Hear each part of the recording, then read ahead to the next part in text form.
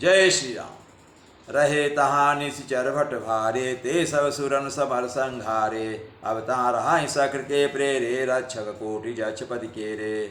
पहले वहाँ बड़े बड़े योद्धा राक्षस रहते थे, देवताओं ने उन सबको युद्ध में मार डाला। अब इंद्र की प्रेरणा से वहाँ कुबेर के 1 करोड़ रक्षक यक्ष लोग रहते हैं। 10 मुख कतऊ खबर यस पाई, सेन साजगढ़ घेर जाई। देख बिकट भट बड़ी कटकाई, जक्ष जीव लय गए पराई। रावण को कहीं ऐसी खबर मिली, तब उसने सेना सजाकर किले को जा घेरा। उस बड़े विकट योद्धा और उसकी बड़ी सेना को देखकर यक्ष और अपने प्राण लेकर भाग गए। फिर सब नगर दशानन देखा, गयो सोच सुख भयो विशेषा। सुंदर सा जग में अनुमानी, की चाह रावण राजधानी। तब रावण ने घूम फिर कर सारा नगर देखा, उसकी स्थान संबंधी चिंता मिट गई और उसे बहुत ही सुख हुआ। उस पुरी को स्वाभाविक ही सुंदर और बाहर वालों के लिए दुर्गम अनुमान करके रावण ने वहाँ अपनी राजधानी कायम की।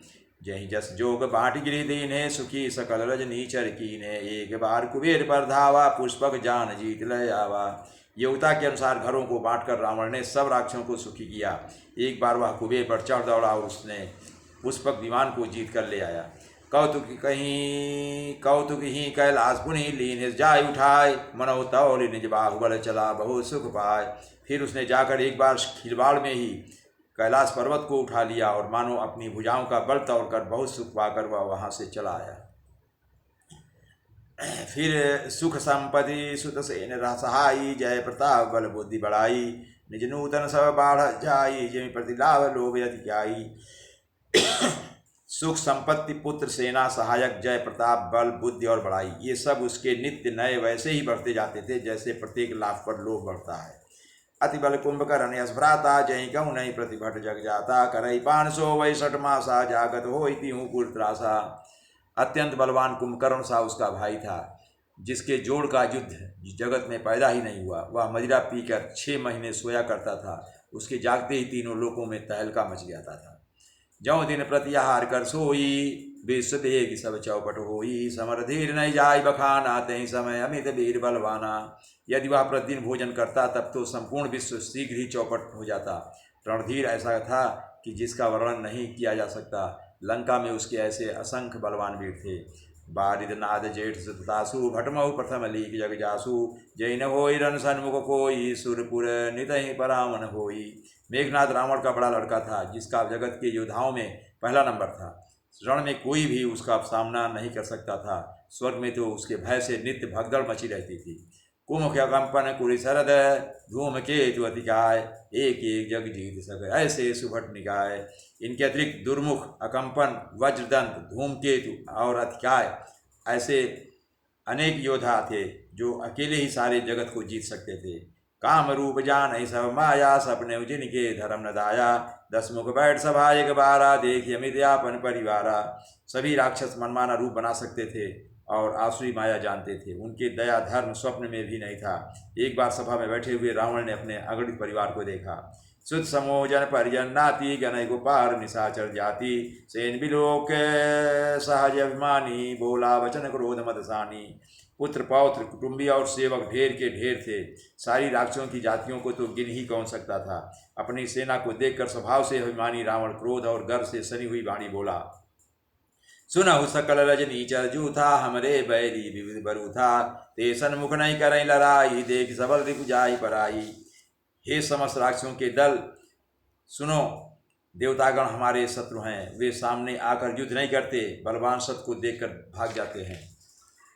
तेन कर मरण एक विधि होई, कहाँ बुझाए सुनऊ अब सोई। द्विज भोजन मख होम सराधा, सब कह जाय करौ तुम बाधा। उनका मरण एक ही उपाय से हो सकता है, मैं समझा कर कहता हूँ, अब उसे सुनो। उनके बल को बढ़ाने वाले ब्राह्मण भोजन, यज्ञ, हवन और श्राद्ध, इन सब में जाकर तुम बाधा डालो। क्षुदाहीन बलहीन सुर, सहज मिली हैं आय। तब मारियों की छाड़ियों, भली भांति अपनाए।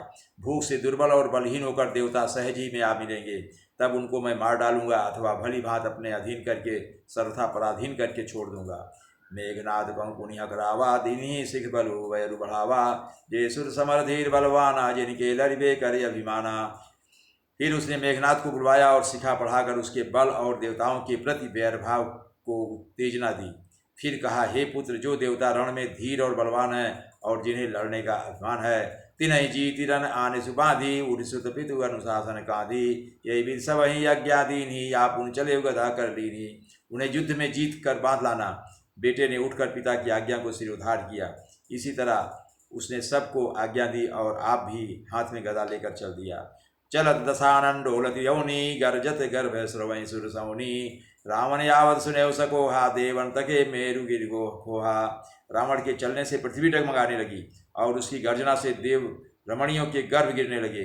रावण को क्रोध सहित आते हुए सुनकर देवताओं ने सुमेर पर्वत की गुफाएं तकी, भागकर सुमेर की गुफाओं में आश्रय दिया। दिग्पालन के लोग सुहाए, सुने सकल दशानन पाए, पुनि पुन सिंहनाद करि भारी, दे देवतन गारी पचारी। दिक्पालों के सारे सुंदर लोगों को रावण ने सूना पाया। वह बार बार भारी गर्जना सिंह गर्जना करके देवताओं को ललकार ललकार कर गालियां देता था।